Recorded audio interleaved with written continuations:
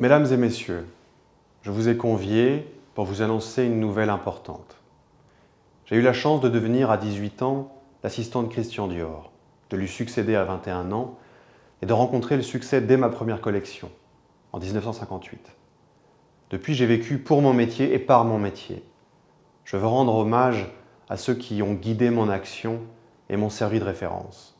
Tout d'abord Christian Dior, qui fut mon maître, Balenciaga, Schiaparelli, Chanel bien sûr. En ouvrant en 1966 pour la première fois au monde une boutique de prêt-à-porter à l'enseigne d'un grand couturier, j'ai conscience d'avoir fait progresser la mode et d'avoir permis aux femmes d'accéder à un univers jusque-là interdit. Comme Chanel, j'ai toujours accepté la copie et je suis très fier que les femmes du monde entier portent des tailleurs pantalons, des smokings, des cabans. Je me dis que j'ai créé la garde-robe de la femme contemporaine, que j'ai participé à la transformation de mon époque.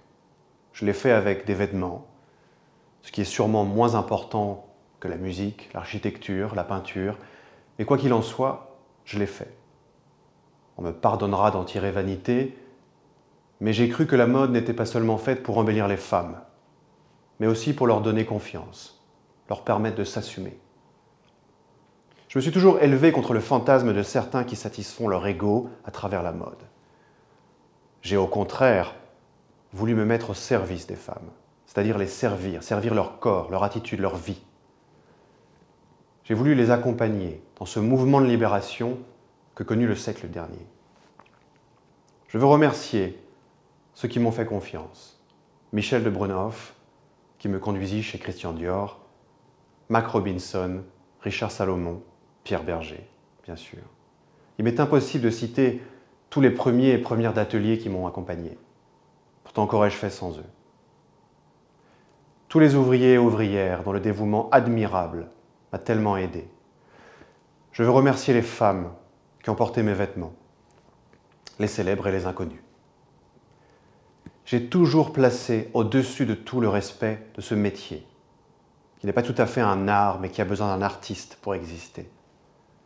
Je pense que je n'ai pas trahi l'adolescent qui montra ses premiers croquis à Christian Dior. Tout homme pour vivre a besoin de fantômes esthétiques. Je les ai poursuivis, traqués. Je suis passé par bien des angoisses, bien des enfers. J'ai connu la peur et la terrible solitude, les faux amis que sont les tranquillisants et les stupéfiants, la prison, de la dépression, et celle des maisons de santé. De tout cela, un jour, je suis sorti, ébloui, mais dégrisé. Marcel Proust m'avait appris que la magnifique et lamentable famille des nerveux est le sel de la terre. J'ai, sans le savoir, fait partie de cette famille. Les plus beaux paradis sont ceux qu'on a perdus. Pourtant, j'ai choisi aujourd'hui de dire adieu à ce métier que j'ai tant aimé.